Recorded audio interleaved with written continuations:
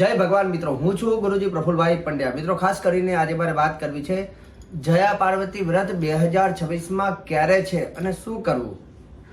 સંપૂર્ણ જાણકારી આજના મારા વિડીયોમાં હું તમને આપવાનો છું। પરંતુ જો તમે મારા વિડીયોમાં પહેલી વાર આવ્યા હોય તો વિડીયોને સબસ્ક્રાઇબ કરજો, વિડીયો સારો લાગે તો એને લાઈક કરજો અને તમારા ગ્રુપમાં બધાને શેર કરજો, જેથી આ વિધિ વિધાન અને સચોટ માર્ગદર્શન જયા પાર્વતી વ્રતનું બધા સુધી પહોંચી શકે। મિત્રો ખાસ કરીને જયા પાર્વતી વ્રતનો પ્રારંભ જે છે 27 તારીખે થાય છે, 27/7/2026। જયા પાર્વતી વ્રત નું મહત્વ શું છે, શાસ્ત્રમાં આ વ્રતનું મહાત્મ્ય કોને કહ્યું અને કોને સાંભળ્યું અને આ વ્રત કરવાથી લાભ શું થાય છે। એવું કહેવાય છે કે આ વ્રતનું મહિમા સૌપ્રથમ પહેલા લક્ષ્મીજીએ ભગવાન નારાયણ એટલે કે ભગવાન વિષ્ણુ ભગવાનને પ્રશ્ન કર્યો છે અને કહે છે લક્ષ્મીજી કે હે સ્વામી, સ્ત્રીઓને અખંડ સૌભાગ્ય પ્રદાન કરવા વાળું અને જીવનમાં વૈધવ્ય દોષને નાબૂદ કરવા વાળું કોઈ વ્રત હોય તો તે મને કહો, કે વ્રતથી દાંપત્ય જીવન સારું રહે, જીવન સાથી સારું ઘર, સારું પરિવાર અને વૈધવ્યમાંથી મુક્તિ મળે। આવું કોઈ વ્રત તમે જાણતા હોય તો મને કહો। ત્યારે ભગવાન નારાયણ લક્ષ્મીજીને આ વ્રતનો મહિમા કહે છે। વ્રતમ કુરુ વિધાનેન મમ નામ્ન ચ વિશ્રુતમ જયા યુક્તેન શુભગે ત્રૈલોક્યમ પાવનમ પરમ ભક્ત્યા જયા પાવેતી અષાઢે ચારુલોચને। ભગવાન કહે છે કે અષાઢ મહિનામાં એક એવું વ્રત છે કે જે વ્રત કરવાથી જે બહેનો આ વ્રત કરે છે એને દાંપત્ય જીવન સારું જાય છે, સારું ઘર, સારું પરિવાર અને અખંડ સૌભાગ્યવતી ના વરદાન એને પ્રાપ્ત થાય છે। જે વ્રત જયા પાર્વતી એટલે કે માં પાર્વતીનું છે। ખાસ કરીને આ વ્રત જે છે અષાઢ સુદ 13 ના દિવસે પ્રારંભ થાય છે અને અષાઢ વદ 30 સુધી એ કરવામાં આવતું હોય છે। એવું કહેવાય છે કે આ વ્રતની અંદર શિવાલયમાં જઈને શિવજીની પૂજન કરવાનું હોય છે। મિત્રો ખાસ કરીને એવું કહેવાય છે કે આ જયા પાર્વતી વ્રતની અંદર શિવજીને ષોડશોપચાર પૂજનનું મહત્વ રહેલું છે। જો શક્ય હોય તો પંચામૃતની અંદર દૂધ, દહીં, ઘી, મધ અને સાકર પાંચે વસ્તુ અલગ અલગ બનાવી અને શિવજીને અર્પણ કરવી। ત્યારબાદ દૂધનો અભિષેક શિવજીને કરવો। જયા પાર્વતી વ્રતમાં શિવજીને ખાસ કરીને જનોઈ, વસ્ત્રની અંદર નાડાછડી, ભસ્મનું તિલક કરવું જરૂરી છે।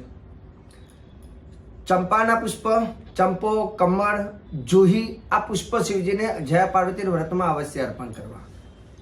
આ વ્રતની અંદર રૂની માલા લેવાની છે અને એ જેમ મોતીના મણકા હોય તે પ્રમાણે રૂની માલાના મણકા બનાવી એ માળા પહેરાવાની હોય છે। આ વ્રતની અંદર ખાસ કરીને ફળ અર્પણ કરવાનું વિશેષ મહત્વ છે। ફલેના ફલિતમ તોયમ ફલેના ફલિતમ ધનમ ફલસ્ય અર્ઘ્ય પ્રદાનેન પૂર્ણ સંતુ મનોરથા। એવું કહેવાય છે કે જો કોઈ તમે ફળની અપેક્ષા રાખો છો તો તમારે શિવજીને એ ફળ અર્પણ કરવું જોઈએ, જેમાં ખાસ કરીને દ્રાક્ષ અથવા દાડમ શિવજીને તમારે ચોક્કસ અર્પણ કરવાનું। જે શિવલિંગ હોય, શિવલિંગની અંદર માં પાર્વતી અને શિવ ભોલે બાબા બંને અંદર બિરાજમાન હોય છે। તો શિવલિંગને તમારે ફળની અંદર દ્રાક્ષ અથવા દાડમ અર્પણ કરવાનું। પણ અર્પણ કરવાની એક વિધિ પણ તમને કહું છું। તમે જ્યારે ફળ અર્પણ કરો છો એક ચમચી ભરીને પાણી લેવાનું, એની ઉપર ફળ મૂકવાનું અને આ શક્ય હોય તો આ શ્લોક બોલવાનો, ફલેના ફલિતમ તોયમ ફલેના ફલિતમ ધનમ ફલસ્યાર્ઘ્ય પ્રદાનેન પૂર્ણ સંતુ મનોરથઃ। એવું કહેવાય છે કે જે વ્યક્તિ આ વિધિ કરીને એ પછી એ પાણી ફળ ઉપર ચડાવી શિવજીને અર્પણ કરે છે તો એને ફળ અર્પણ કરવાથી એનું ફળ એને જલ્દીથી પ્રાપ્ત થાય છે। પૂર્ણ સંતો મનોરથ, એના મનોરથ પૂર્ણ થાય છે। ભગવાનને ફળ અર્પણ કર્યા પછી ફૂલનો હાર, ધૂપ, આરતી કરજો અને જયા પાર્વતી વ્રતની કથા સાંભળવાની છે। કથા શ્રવણ કરતી વખતે હાથમાં અક્ષત લેવાના અને કથા શ્રવણ કરવાની અને પછી અક્ષત શિવજીને અર્પણ કરવાનું।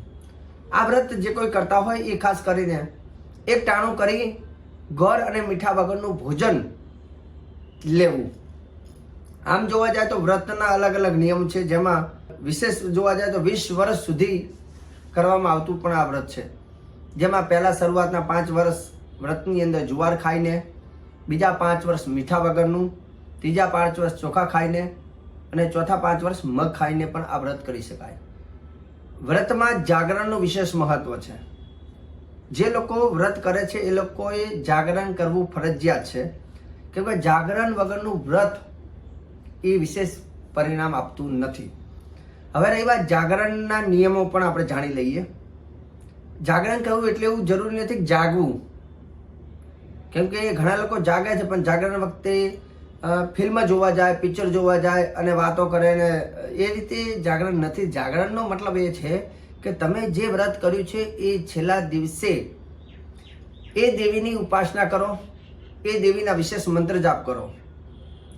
ગૌરી માતા એટલે કે જયા પાર્વતી એટલે કે મા પાર્વતીના નામની માલા કરો, અથવા પાર્વતીની કથાનું શ્રવણ અથવા એના ભજન કીર્તન કરો, અને એ જાગરણ કરો છો તો એ જાગરણ તમારા માટે ફાયદાકારક બને છે.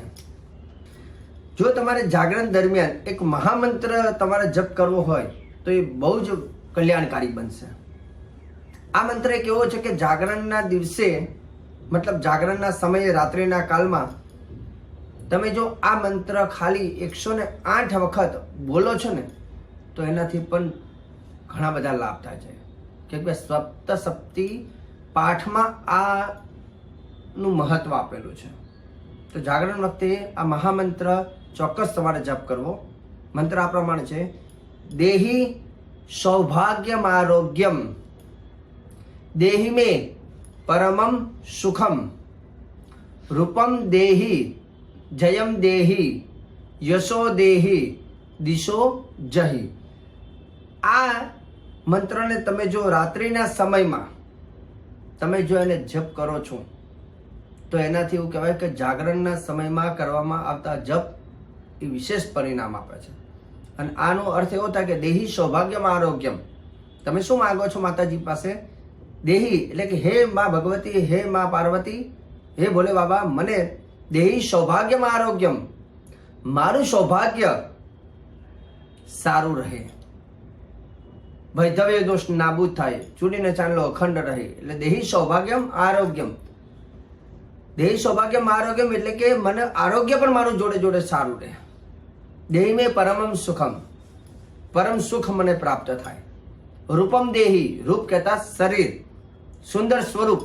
રૂપમ દેહી જયમ દેહી, યશો દેહી, દિશો જહી. મને સુંદર સ્વરૂપ પ્રાપ્ત થાય, સમાજમાં યશમાન ને પ્રતિષ્ઠાની પણ મને પ્રાપ્તિ થાય. આ એક જ શ્લોક ઘણા બધા લાભ આપે છે. પણ આ શ્લોક તમારે જાગરણના સમયમાં આનું ઉચ્ચારણ ચોક્કસ કરજો. અને જય પાર્વતીનું વ્રત જે લોકો કરતા છે, આ શ્લોક જો એ કરે છે રાત્રિના સમય તો એમનું વ્રત સફળ બની જાય છે. દર્શક મિત્રો, જય પાર્વતીના વ્રતને લઈને સરળ ભાષામાં સારી રીતે સરસ મેં વિડીયો બનાવી તમને જાણકારી આપી છે. જો વિડીયો સારો લાગ્યો હોય તો તમારા ગ્રુપની અંદર તમે આને ફોરવર્ડ કરજો. રહી વાત, તમે યુટ્યુબ ચેનલમાં પણ પહેલી વાર આવ્યા હોય તો મારી ચેનલને સબસ્ક્રાઈબ કરજો, વિડીયોને લાઈક કરજો.